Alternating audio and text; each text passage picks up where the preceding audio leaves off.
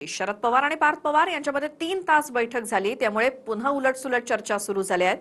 पवारांच्या राष्ट्रवादीमध्ये पुन्हा का हालचाली सुरू झाल्या आहेत, पाहूयात त्यावरचा हा रिपोर्ट. शरद पवार आणि पार्थ पवारांमध्ये 3 तास बैठक झाली. मुंबईत सिल्वर ओकवर पार्थ पवारांची बुधवारी रात्री शरद पवारांसोबत चर्चा झाली. या भेटीचं कारण अद्याप अस्पष्ट असलं तरी विलिनीकरण, सत्तेतला सहभाग आणि दादांच्या राष्ट्रवादीतल्या अंतर्गत घडामोडी यावरून चर्चा झाल्याची माहिती आहे. शरद पवारांची राष्ट्रवादी एनडीए सोबत सत्तेत सहभागी होणार का, यावरून गेल्या 2 महिन्यांपासून चर्चेनं जोर धरलाय. मात्र एनडीए सोबत येण्याआधी दोन्ही राष्ट्रवादींचं विलिनीकरण करा, अशा सूचना भाजपच्या नेतृत्वाकडनं देण्यात आल्याची माहिती सूत्रांनी दिली आहे. त्यामुळे याच संदर्भात आजोबा आणि नातवामध्ये काही चर्चा झाली असावी अशी शक्यता आहे. पण 2 दिवसांआधी शरद पवारांनी पदाधिकाऱ्यांच्या बैठकीत विरोधी पक्षाचंच काम करणार असल्याचं शरद पवार म्हणाले. मला माहिती नाही. पार्थ पवार खासदार आहेत, नेते आहेत. पवार साहेब तर अध्यक्ष आहेत त्या पक्षाचे. काय चर्चा झाली आम्हाला काही कल्पना नाही आहे. भेट झाली तर काही त्यांनी सांगितलं तर मग तुम्हाला सांगेन मी काय आहे ते. आणि नाहीतरी ते जे आहेत आजोबा आणि नातू असे त्यांचे संबंध आहेत. मग कशाच्या बाबतीमध्ये चर्चा झाली मी काय सांगू त्यांना. 2 आठवड्यांआधी राजकीय रणनीतिकार प्रशांत किशोर यांनी सुनेत्रा पवार आणि पार्थ पवारांना प्रदेशाध्यक्ष बदलण्याचा सल्ला दिलाय. आणि किशोर यांच्या सल्ल्यानंतर दादांच्या राष्ट्रवादीतला अंतर्गत वादही चव्हाट्यावर आला. तटकरेंना प्रदेशाध्यक्ष पदावरून हटवण्याची मागणी रुपाली ठोंबरेंनीही केली. त्यामुळे दादांच्या राष्ट्रवादीच्या अंतर्गत वादावरून सुद्धा शरद पवार आणि पार्थ पवारांमध्ये चर्चा झाली असावी अशी राजकीय वर्तुळात चर्चा आहे. प्रशांत किशोर हे जे काही रणनीतिकार आहेत यांनी सांगितलं की प्रांत अध्यक्ष बदलल्याशिवाय मी काम करणार नाही. आता हे बघा, प्रांत त्यांना रणनीतिकार म्हणून निवडणं हा पक्षाचा अधिकार आहे. तो जरी पक्षाला अधिकार असला तरी त्यांनी जे मत मांडलं त्याला आम्ही सहमत आहोत. कारण का या गोष्टी प्रदेश अध्यक्ष बदलले पाहिजे. प्रदेश अध्यक्ष बदलले पाहिजे. झाले ना 2 आणि 3 वर्ष. आणि माननीय अजितदादांची सुद्धा तीच इच्छा होती.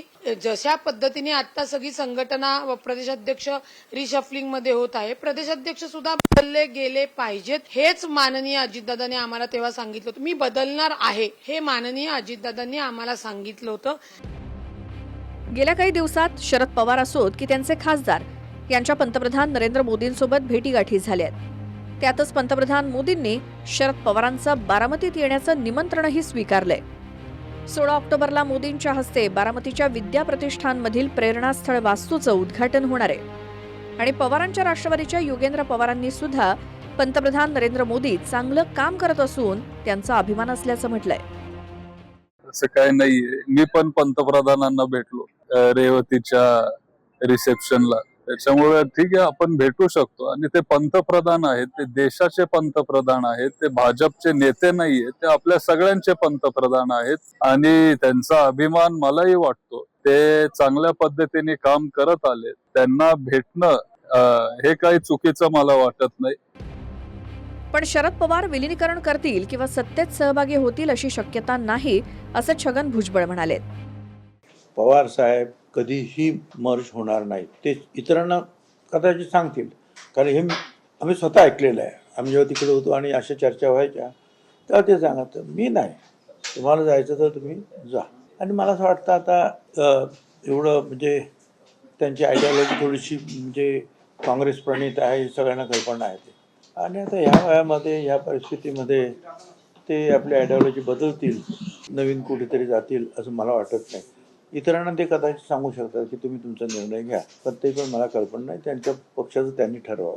शरद पवार साहेब मोठे नेते आहेत. ते कधी कोणतं वक्तव्य करतात, कोणत्या दिशेला जातात महाराष्ट्र जाणतोय.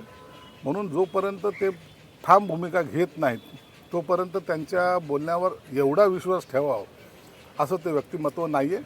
म्हणून ते दिशा दाखवतात एकाकडे जायची आणि जातात दुसरीकडे, हा त्यांचा असलेला स्वभाव आहे. म्हणून ते विरोधी पक्षात जास्त काळ राहतील असं मला वाटत नाही. महायुतीच्या 2 मित्रपक्षांच्या 2 मंत्र्यांची शरद पवारांबद्दल वेगवेगळी मतं आहेत. अर्थात शरद पवारांचा राजकीय इतिहास बघितला तर त्यांच्याबद्दल ठोसपणे कुणीही काही सांगू शकणार नाही, हेही तितकंच सत्य आहे. अक्षय मंकळीसह bureau report, TV9 Marathi, Mumbai.